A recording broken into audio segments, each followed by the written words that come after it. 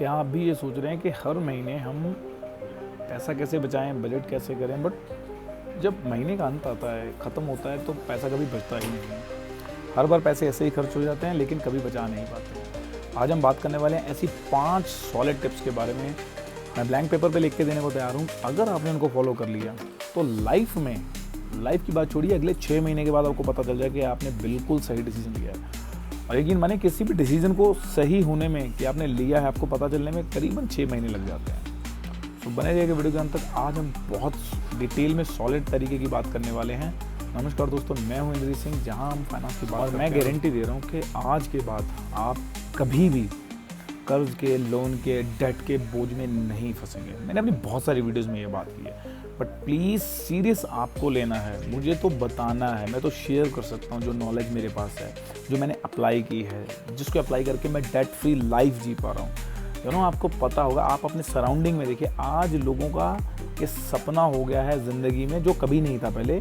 अगर आप 25 साल 30 साल पहले देखें तो आज लोगों का ये भी एक सपना है कि डेट फ्री ज़िंदगी, यानी कि EMI फ्री ज़िंदगी कैसे जी। सो ऑल्सो इसमें भी आपको वो चीज़ें हेल्प करेंगी। आपको ज़बरदस्त बजट, यानी कि डिसिप्लिन बजट बनाना है। देखिए, हम सब लोग बजट ज़रूर बनाते हैं, लेकिन बजटिंग और डिसिप्लिन बजटिंग में एक डिफरेंट क्या है, छोटा सा डिफरेंट आपकी पूरी ज़िंदगी बदल सकता है। सबसे पहले देखिए क्या होगा, जब हम बजट बनाते हैं तो जनरली होता क्या है कि एक बार हमने बजट बना लिया, अगली बार टाइम लगा तो बना लिया, नहीं लगा तो नहीं बनाया। कोशिश करें, अगर आप मैरिड हैं तो हस्बैंड वाइफ दोनों बजट को डिसाइड कीजिए। बिकॉज होता क्या है, सैलरी आपके घर में 25,000 आ रही है या 50,000 आ रही है या 1 लाख आ रही है, खर्चे आपको कपल में होते हैं। ठीक है, घर में मतलब घर के जो खर्च होते हैं रैंडमली, या बच्चों का जो खर्च होता है वो वाइफ मैनेज करती है, या जो आउटर एक्सपेंसेस होते हैं, जो मेजर डिसीजन होते हैं खर्च के, वो आप लेते हैं।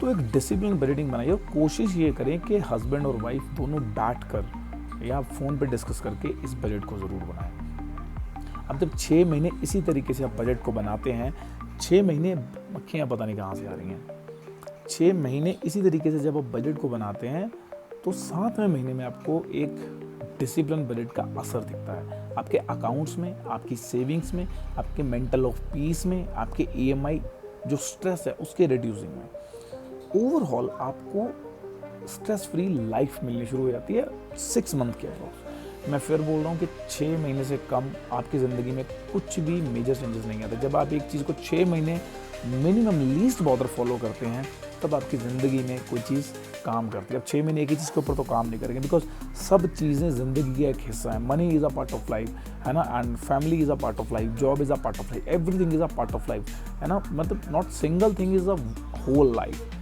तो सारी चीज़ों को मिला के ही लाइफ बनती है। तो हमारी लाइफ में सबसे पहला और ज़रूरी जो चीज़ है वो डिसिप्लिन बजटिंग है। अब देखिए कि हमारे जो अपूर्वज थे ना, हमारे जो दादा परदादा थे, वो हमसे ज़्यादा ऑर्गेनाइज थे। वो 20 साल आगे की प्लानिंग करते थे। कैसे करते थे? देखिए, उनके घर में अगर बेटी होती थी तो उसके लिए वो या तो ज्वेलरी लेके रखते थे। उनको पता है कि 20 साल बाद ज्वेलरी की वैल्यू कितनी होगी, जो ज़रूरत पड़ेगी। तो अगर बेटा होता था तो उसके लिए एक प्लॉट लेके रख देते कि 20 साल बाद जब इसकी शादी होगी तो उसको घर अलग से बनाना पड़ेगा। तो वो 20 साल पहले की प्लानिंग करते थे, और हम 20 दिन की प्लानिंग नहीं कर पा रहे हैं। और देखिए, उस टाइम पे कोई टेक्नोलॉजी नहीं थी। तो इस चीज़ को देख के हम ये सिंपल और क्लियरली बोल सकते हैं कि हमारे जो अपूर्वज थे ना, वो हमारे से ज़्यादा ऑर्गेनाइज्ड तरीके से बजटिंग करते थे। सिंपल, आपको 20 साल आएगी तो नहीं करनी है, लेकिन अगले 20 दिन या 30 दिन की प्लानिंग आप करके चलेंगे तो आपकी ज़िंदगी के अगले 20 साल ऑटोमेटिकली बनते चले जाएंगे, उनमें आपको क्लैरिटी आती चलेगी। तो ये पहली चीज़ है, यानी कि डिसिप्लिन बजटिंग आपको करनी है। नंबर 2, आपको इमरजेंसी फंड्स बना के रखने हैं। ऑल्सो आज की डेट में अगर हम बात करें तो इमरजेंसी फंड का जो कंसेप्ट है ना, अब मैं ये बात नहीं कर रहा कि आपको सिर्फ हॉस्पिटल बिल के लिए इमरजेंसी फंड्स बना के रखने हैं। प्रॉबेबली क्या होता है कि कई बार जॉब चली जाती है, कई बार सैलरी नहीं आती है, गवर्नमेंट सैलरी दे नहीं पाती है 3 महीने, है ना, वॉट एवरेज एनीथिंग, कोई भी इशू आता है। मतलब ऐसा फेस आपकी ज़िंदगी का जिसमें 3 से 6 महीने, है ना, हम 6 महीने मान के चलते हैं अप्रॉक्सीमेटली, बस लीस्ट बॉर्डर मिनिमम 3 महीने, 3 मंथ की आपके घर के जितने भी एक्सपेंसेस हैं, या आपकी 3 मंथ की सैलरी आपके पास FD के बेस में होनी चाहिए, है ना।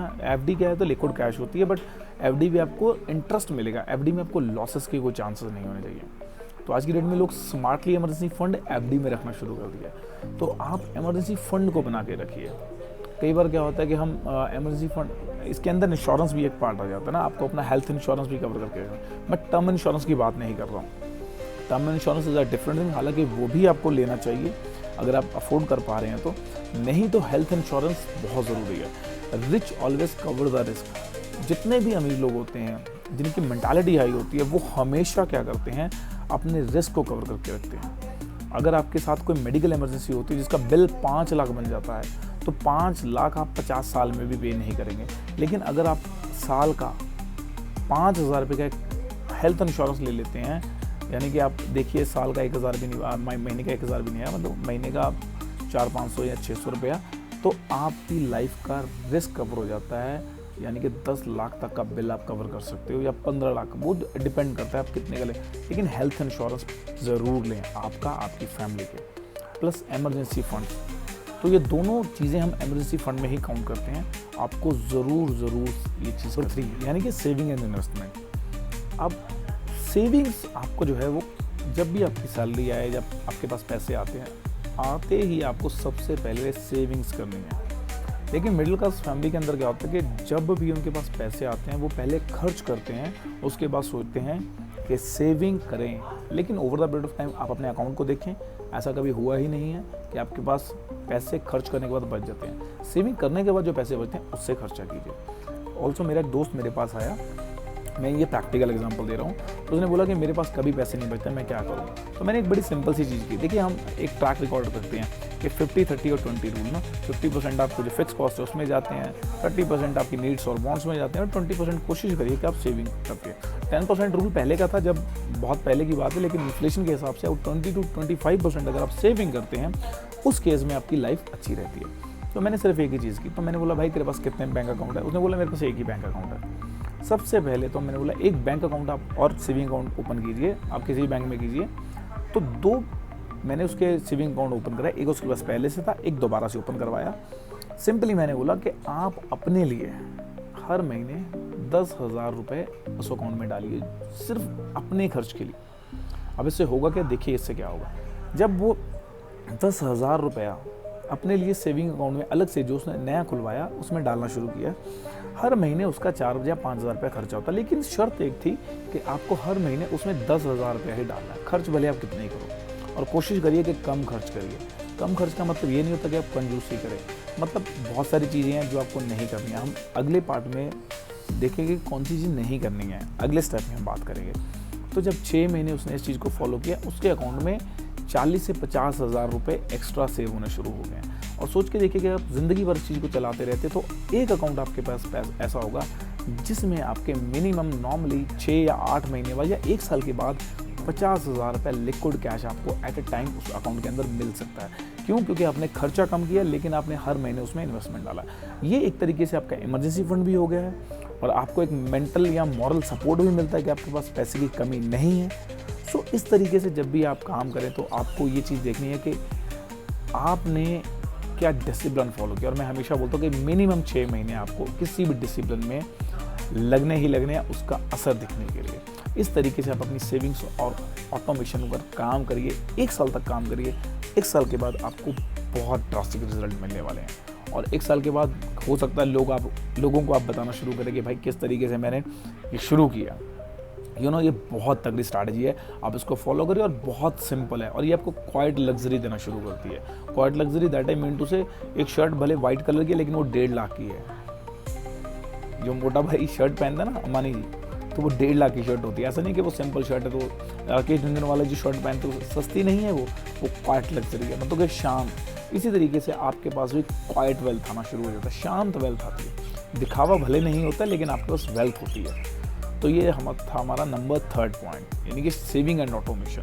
बड़ा ही सिंपल। मैं भी इसमें SIP, म्यूचुअल फंड, स्टॉक्स की बात नहीं कर रहा हूँ, उस पर हम सेपरेट वीडियो बना चुके हैं। और भी डिटेल में वीडियो चाहते हो तो कमेंट सेक्शन में बताइए, हम पक्का इस बारे में डिटेल से दोबारा से वीडियो। इम्पल्सिव बाइंग से बचे, नंबर 4। बहुत बार क्या होता है, हम ऐसी जगह जाते हैं जहाँ सिर्फ हम घूमने के लिए जाते हैं और कुछ पसंद आ गया तो ले लिया, लेकिन घर से आप डिसाइड करके या रूम से आप डिसाइड करके नहीं गए थे कि आपको वो चीज़ लेनी है। तो जब तक किसी चीज़ की ज़रूरत हो तब तक मत बाय करें। और एक बात, जब भी हमारे घरों में शादियाँ होती हैं या कुछ होता है, मैं मेरी पर्सनली बात करूँ तो मैं कभी इम्पल्सिव बाइंग नहीं करता हूँ।